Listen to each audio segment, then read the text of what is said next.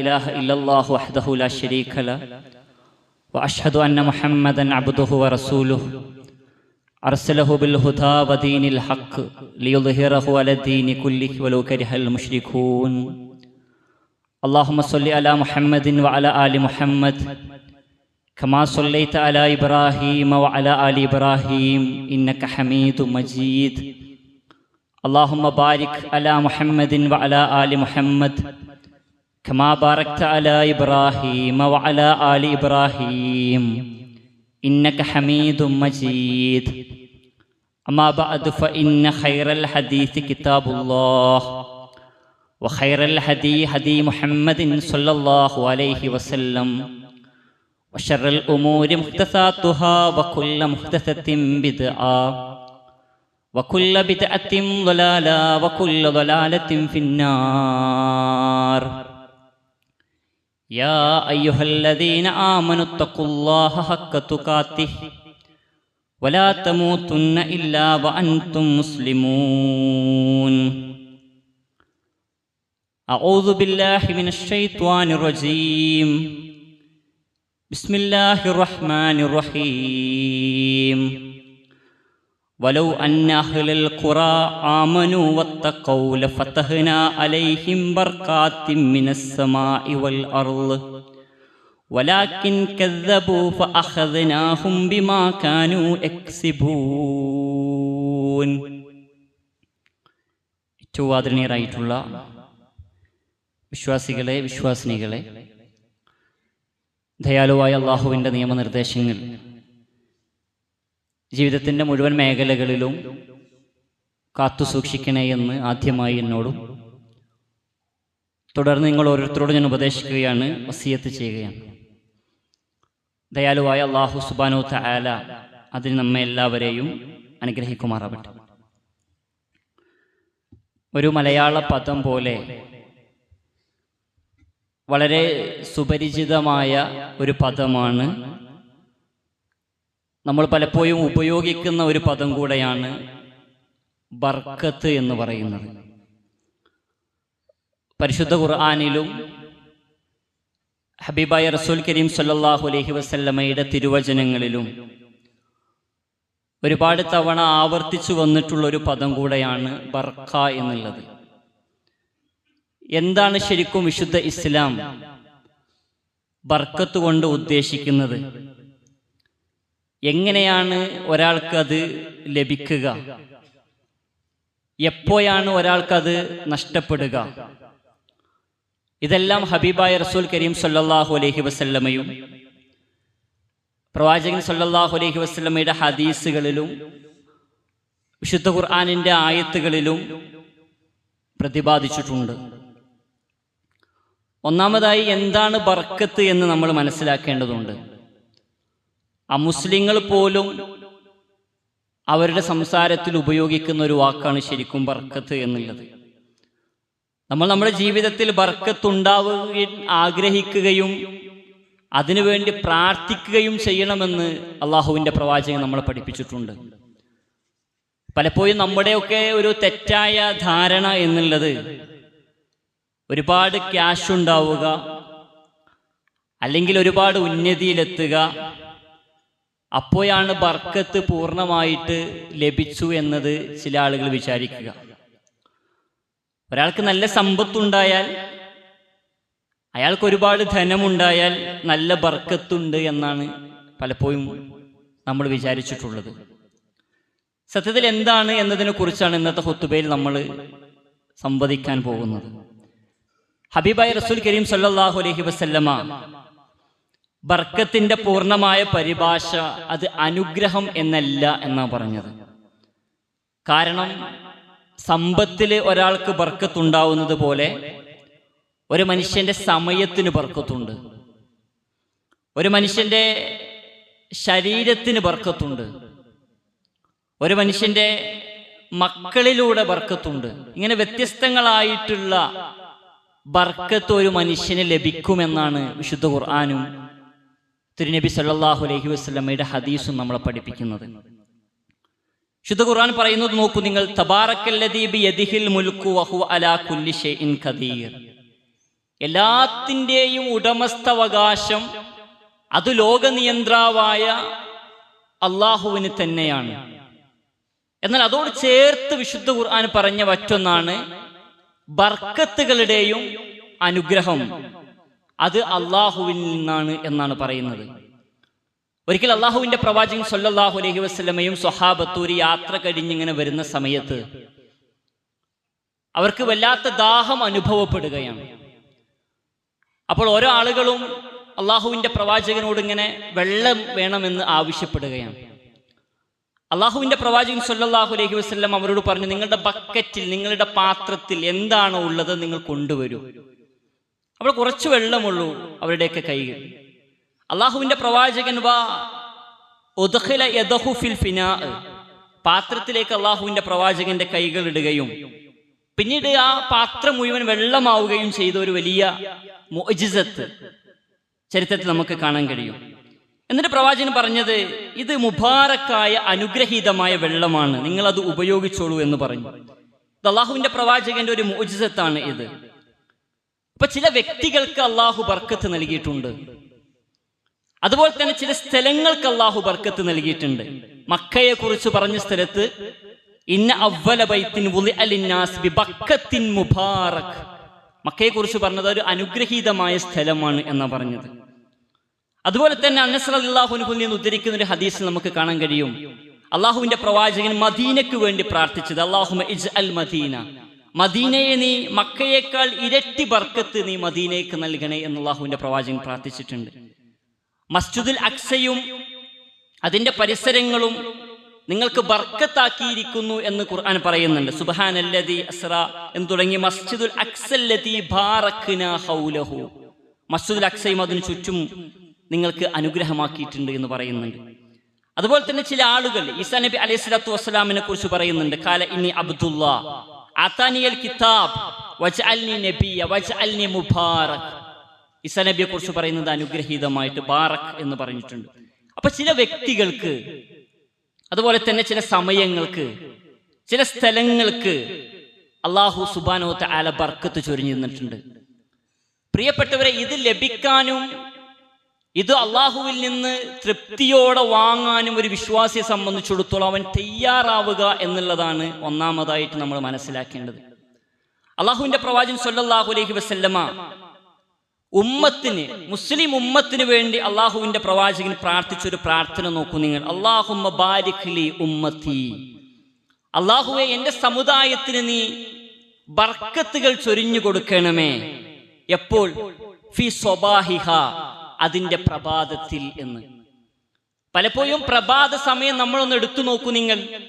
ഒരു വീട്ടിലേക്ക് കയറി ചെന്നപ്പോൾ അവിടെയുള്ള ആളുകളൊക്കെ 8 മണിയായിട്ടും അവർ ഉണർന്നിട്ടില്ല. അതിന്റെ പ്രഭാത സമയത്ത് അത് അനുഗ്രഹമായ സമയമാണ് എന്ന് പറയുമ്പോൾ വിശിഷ്യ സുബഹി പോലുള്ള നമസ്കാരങ്ങൾ, അതിലെ ജമാഅത്തുകൾ, നമുക്ക് അതിൽ പങ്കെടുക്കാൻ പോലും സാധിക്കാതെ നമ്മൾ പലപ്പോഴും ഉറങ്ങിപ്പോവുകയാണെങ്കിൽ അത് നിങ്ങൾക്ക് ബർക്കത്താക്കിയ ഒരു സമയമാണ് എന്ന് അള്ളാഹുവിന്റെ പ്രവാചകൻ സല്ലല്ലാഹു അലൈഹി വസല്ലമ പ്രാർത്ഥിച്ച ഒരു സമയത്ത് പലപ്പോഴും നമ്മുടെ സുബഹിയുടെ ജമാഅത്തിന് പോലും നമ്മൾ എത്തുന്നില്ല എങ്കിൽ ഒരു മനുഷ്യനെ സംബന്ധിച്ചിടത്തോളം ആ മനുഷ്യന്റെ ആ ബർക്കത്ത് നഷ്ടമായി എന്നുള്ളത്, തുടക്കം തന്നെ, പ്രഭാതം തന്നെ നഷ്ടമായി എന്ന് നമ്മൾ തിരിച്ചറിയേണ്ടതുണ്ട് എന്നുള്ളതാണ്. ചില ആളുകൾ പറയും, ഈ ഒരാഴ്ച, ആ ആഴ്ചയിൽ മുഴുവൻ ജോലി എടുത്തിട്ടുണ്ട്, പക്ഷേ എടുത്ത ജോലിക്കുള്ള പൈസക്കൊരു ബർക്കത്തില്ല എന്ന് ചില ആളുകൾ ഇങ്ങനെ പറയാറുണ്ട്.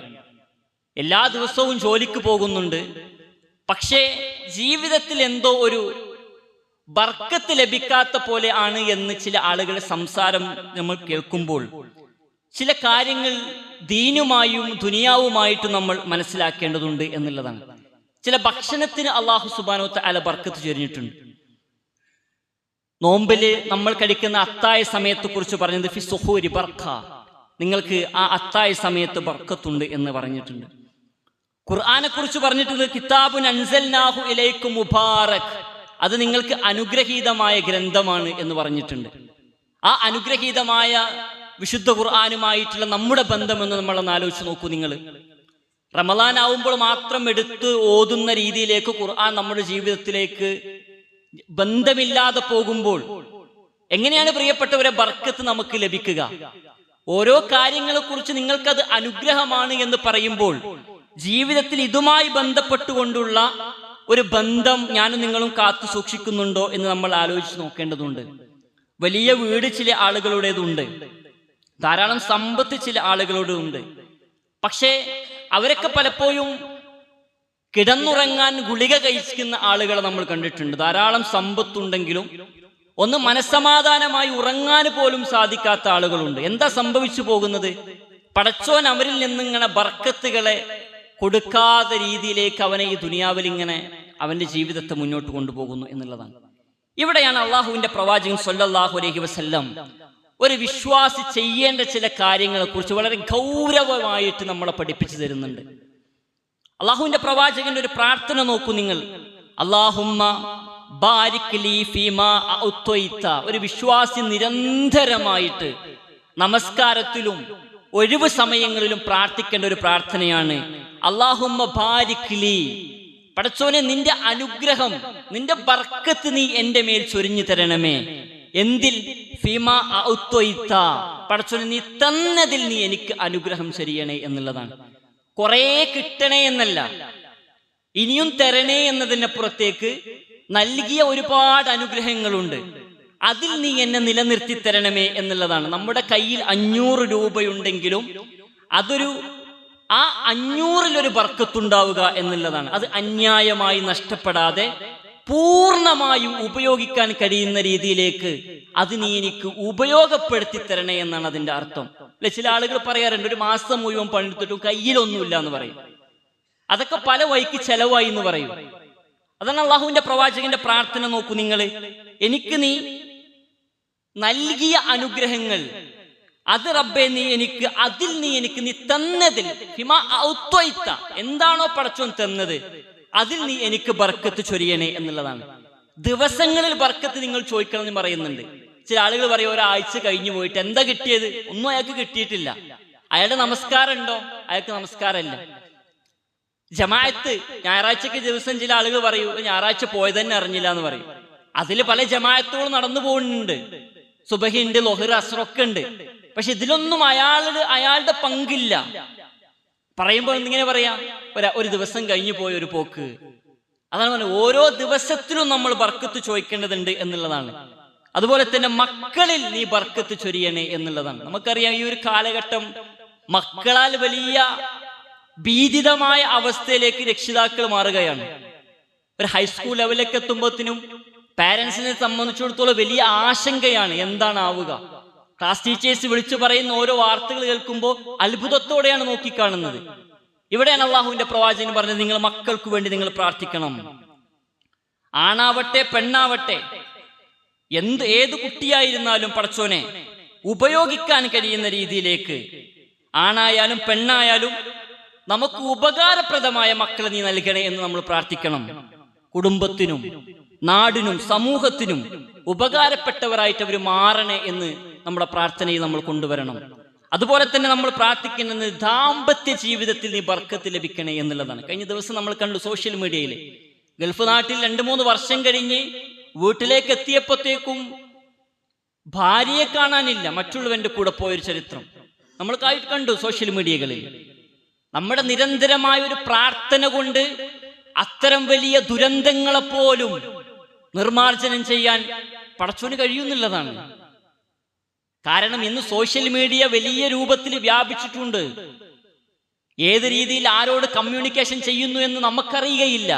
ആ രീതിയിലേക്ക് സോഷ്യൽ മീഡിയകൾ ഉയർന്നു വരുന്നുണ്ട്. ഇവിടെ നമ്മൾ പ്രാർത്ഥിക്കണം എന്നാണ് അള്ളാഹുവിന്റെ പ്രവാചകൻ നമ്മോട് പറയുന്നത്.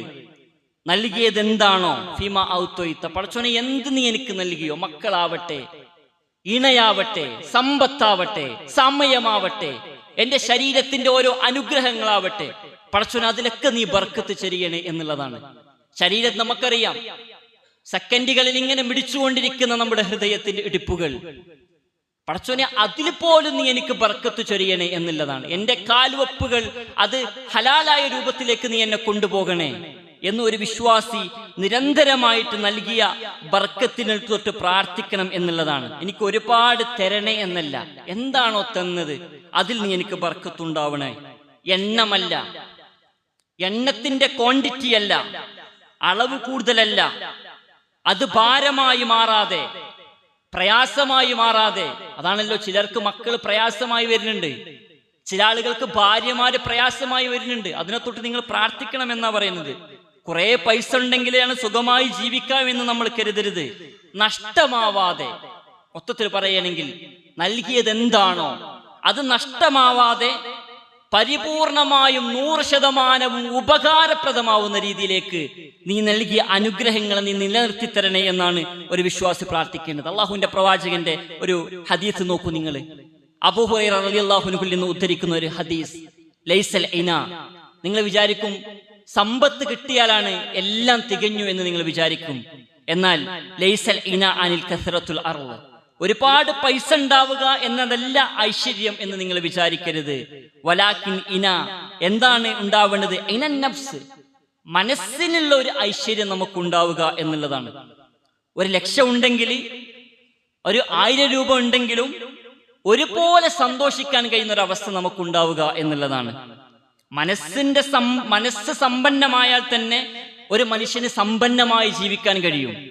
മനസ്സിനൊരു സമ്പന്നത ഉണ്ടാവുക എന്നുള്ളതാണ്. അതല്ലാതെ മനസ്സെപ്പോഴും ദാരിദ്ര്യവും മോഹങ്ങളും ആഗ്രഹങ്ങളും ഇല്ലായ്മകളും വല്ലായ്മകളും എനിക്കിനിയും വേണം എന്ന് ഉള്ള ഒരു ചിന്ത ഒരു മനുഷ്യനുണ്ടെങ്കിൽ അയാൾക്ക് ജീവിതം ആസ്വദിക്കാൻ കഴിയില്ല. ജീവിതത്തെ വലിയ ബുദ്ധിമുട്ടോടുകൂടെ അയാൾക്ക് നേരിടേണ്ടി വരും എന്നുള്ളതാണ്. നോക്കൂ നിങ്ങൾ, വലിയ ഒരു അള്ളാഹുവിന്റെ പ്രവാചകന്റെ ഒരു ഹദീസുകൾ നോക്കൂ നിങ്ങൾ ഉയർന്നവരിലേക്ക് നിങ്ങൾ നോക്കരുത്, നിങ്ങൾ താഴ്ന്നവരിലേക്ക് നിങ്ങൾ നോക്കണം. നമ്മുടെ അയൽ പ്രദേശങ്ങളിൽ വീട് നഷ്ടപ്പെട്ടിട്ട് നെഞ്ചത്തടിച്ച് കരയുന്ന മനുഷ്യർ നമുക്ക് ചുറ്റുപാടുമുണ്ട്. അള്ളാഹു തന്ന അനുഗ്രഹം എത്രയാണ് നമുക്ക്. ഞാൻ നേരത്തെ സൂചിപ്പിച്ചില്ലേ, മരുന്ന് കുടിച്ചിട്ടും 2-3 മരുന്ന് കുടിച്ചിട്ട് ഗുളിക കുടിച്ചിട്ടും ഉറങ്ങാൻ കഴിയാതെ മൗലവി നിങ്ങൾ ഞങ്ങൾക്ക് വേണ്ടി പ്രാർത്ഥിക്കണമെന്ന് പറഞ്ഞ ആളുകൾ നമുക്ക് ചുറ്റുപാടുമുണ്ട്. ഇങ്ങനെയൊക്കെ ആളുകളുണ്ട്. അള്ളാഹുവിന്റെ പ്രവാചകൻ പറഞ്ഞത്, നിങ്ങൾ നൽകിയതെന്താണോ അതിൽ സംതൃപ്തി അടഞ്ഞുകൊണ്ട് റബ്ബിന്റെ അനുഗ്രഹങ്ങൾക്ക് നന്ദിയുള്ളവരായിട്ട് ഇനൻ നഫ്സ്, മനസ്സിനൊരു സംതൃപ്തിയോടുകൂടിയുള്ളൊരു ജീവിതം നിങ്ങൾ കാഴ്ചവെക്കണം എന്നാണ് അള്ളാഹുവിന്റെ പ്രവാചകൻ നമ്മളോട് പഠിപ്പിക്കുന്നത്. ആ രീതിയിലേക്ക് നമ്മുടെ ജീവിതത്തെ നമ്മൾ കൊണ്ടുപോകണം എന്നുള്ളതാണ്. ഇങ്ങനെ ആയാൽ ജീവിതത്തിന്റെ എല്ലാ മേഖലകളിലും നമുക്ക് ബർക്കത്തുണ്ടാവും. അനസ് റളിയല്ലാഹു അൻഹു പ്രവാചകൻ സല്ലല്ലാഹു അലൈഹി വസല്ലമയുടെ ചെറുപ്പത്തിൽ ഉമ്മ കൊണ്ടുപോയിട്ട് അള്ളാഹുവിന്റെ പ്രവാചകന് കൊടുത്തിട്ടുണ്ട്. എന്നിട്ട് പറയുന്നുണ്ട് ഉമ്മു സുലൈം റളിയല്ലാഹു അൻഹ, അദ്ദേഹത്തിന്റെ മനോഹരമായ ഒരു ഹദീസ് നോക്കൂ നിങ്ങൾ അനസിനു വേണ്ടി പ്രാർത്ഥിക്കണം. അള്ളാഹുവിന്റെ പ്രവാചകരെ, അള്ളാഹുവിന്റെ പ്രവാചകന്റെ പ്രാർത്ഥന നോക്കൂ നിങ്ങൾ. അല്ലാഹുമ്മ അക്സിർ മാലഹു വ വലദുഹു, അള്ളാഹുവേ നീ അനസിന് സമ്പത്തും മക്കളെയും നീ ധാരാളമായിട്ട് നൽകണമേ. അതോട് കൂടെ ചേർത്ത് പറഞ്ഞൊരു വാക്ക് നോക്കൂ നിങ്ങൾ, വബാറക ലഹു ഫീമാ അഅ്തൈതഹു, എന്താണോ അദ്ദേഹത്തിന് നാഥ നീ നൽകുന്നത് അതിൽ നീ ബർക്കത്ത് ചൊരിയണേ എന്നുള്ളതാണ്. ഇത് എങ്ങനെയാണ് പ്രിയപ്പെട്ടവരെ ഒരു വിശ്വാസിക്ക് സാധിക്കുക? അള്ളാഹുവിലേക്കുള്ള അടുപ്പം ഒരാൾ കൂട്ടാൻ കഴിയണം എന്നുള്ളതാണ്. അള്ളാഹുവിലേക്കുള്ള അടുപ്പം ഒരു വിശ്വാസി കൂട്ടാൻ കഴിയണം. നമസ്കാരം ഓനൊരു കഥയില്ല ജീവിതത്തിൽ, തോന്നുമ്പോഴൊക്കെ നിസ്കരിക്കാം. ജമാഅത്തിന് അത് ഓന്റെ ജീവിതത്തിൽ വലിയ പ്രാധാന്യമൊന്നും ഓനെ കൽപ്പിക്കുന്നില്ല. എപ്പോഴാ തോന്നുന്നത് അപ്പം നിസ്കരിക്കുക, അങ്ങനെയല്ല. ഓരോ ഇബാദത്തുകളും എന്റെ റബ്ബ് എനിക്ക് ആയുസ് നൽകി, എന്നെ സുഖമായി കിടത്തി ഉറക്കിയ റബ്ബ്, എന്റെ റബ്ബ് ഹയ്യാൽ സ്വലാത്ത് ഹയ്യാൽ ഫലാഹ്, വിജയത്തിലേക്ക് വരുവീൻ, നമസ്കാരത്തിലേക്ക് വരുവിൻ എന്ന് പറയുമ്പോൾ ഈ സുഖകരമായ മഴയിലും അവനവന്റെ ബെഡിൽ നിന്ന് എണീറ്റ് നിസ്കരിക്കാൻ പോകുമ്പോൾ അവന് കിട്ടുന്ന ഒരു ആത്മീയമായ ഒരു അനുഭവമുണ്ട്. അതിന്റെ പേരാണ് ബർക്കത്ത്. ആ മനുഷ്യൻ അള്ളാഹു കൊടുക്കുന്ന ഒന്നാണ് അവന്റെ ജീവിതത്തിൽ ബർക്കത്ത്. ഇത് നമുക്ക് ലഭിക്കുന്നുണ്ടോ നമ്മൾ ആലോചിച്ച് നോക്കുക. ഒന്നുമില്ല. പല ആളുകളും പറയും എന്റെ കയ്യിൽ ഒന്നുമില്ല, എന്നെ വല്ല പടച്ചോൻ വലിയ പരിഗണിച്ചിട്ടൊന്നുമില്ല. അപ്പൊ എന്താ, പടച്ചോന് കൊടുക്കേണ്ട ചില സംഗതികൾ നമ്മൾ കൊടുക്കുമ്പോഴാണ് ആ അനുഗ്രഹത്തിലേക്ക് ഒരു വിശ്വാസി എത്തിപ്പെടുക എന്ന് നമ്മൾ മനസ്സിലാക്കേണ്ടതുണ്ട്. അപ്പൊ നമ്മുടെ ജീവിതം എന്ന് പറഞ്ഞാൽ അതിനനുസരിച്ച് നമ്മൾ മാറ്റിയെടുക്കുക, നൽകിയ അനുഗ്രഹങ്ങൾക്ക് നന്ദിയുള്ളവരായി നമ്മൾ ജീവിക്കുക. അങ്ങനെ ജീവിക്കുമ്പോഴാണ് പടച്ചോന്റെ ബർക്കത്തുകൾ നമ്മുടെ മേൽ അള്ളാഹു നൽകുകയുള്ളൂ. അള്ളാഹു സുബ്ഹാനഹു വ തആല അത്തരം നല്ല വിശ്വാസികളിൽ അള്ളാഹു സുബ്ഹാനഹു വ തആല നമ്മെ എല്ലാവരെയും ഉൾപ്പെടുത്തി അനുഗ്രഹിക്കുമാറാവട്ടെ.